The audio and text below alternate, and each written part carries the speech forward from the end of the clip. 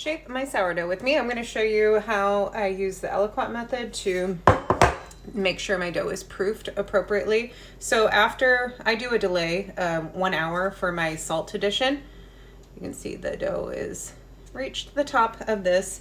And what I do after that hour is I incorporate my salt, I take the temperature, and then based on the temperature, that will tell me how many grams to put into this 2 ounce container. Each different measurement for your dough temp will determine what percentage of rise that you need. So this is a double batch that I put together this morning.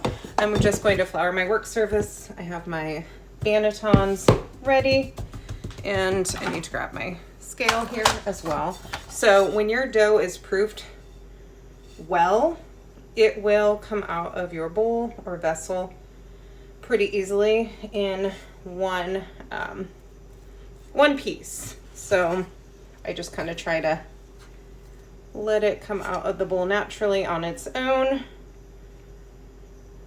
And there's a lot of gluten development here, which is what we do during our stretch and folds. That's causing it to come out in this nice structure.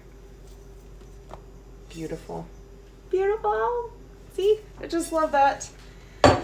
Okay, so before I laminate my dough, I am going to go ahead and make a guess here as to what half of my measurement is here, since I did a double batch. So 858.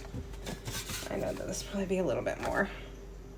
Oh yeah, 1001. 984. It's very hard to get these exact. 948. So I'll just put a little bit more here. 970. And see, look how nice and pillowy and soft. If your dough is overproofed, it'll be very, very sticky and fall apart on you. So this is, like I said, perfectly proofed. Okay, now that I've got them as close as I can to even, I'm going to go ahead and laminate my dough, which basically is just stretching it out into a rectangle. This isn't very happy with me since I've kind of messed with it and pulled it and been cutting off of it and adding to it, but this is just our pre-shape, so it's fine. I'm just gonna flop that over, flop this over, and go ahead and roll it up. I probably do too much with my pre-shaping, but it's hard for my brain to turn off when I'm pre-shaping and actually shaping.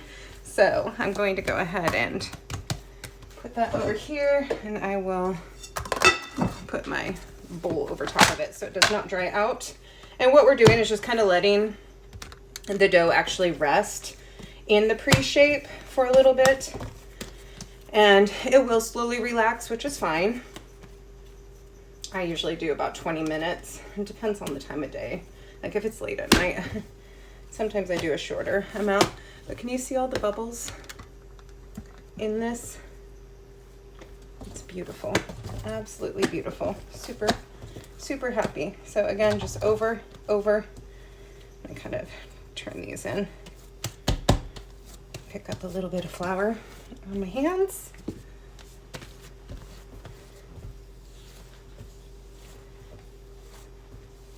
You don't want your dough sticking to the counter, but you want to go ahead and create some surface tension. Again, this is just a pre-shape, so I need to calm down and not be so anal about it, but that is it. Let me wash my hands here. So anyhow, that is how I do my pre-shaping and how I can tell that my dough is properly proofed. I'm going to let these sit here for probably about 20 minutes, and then I will reshape them again and get them in my bannetons. So yeah, that's just kind of a little tutorial of how I have perfected my proofing process, and my dough has turned out amazing every time. I've been way more consistent using this. So best of luck.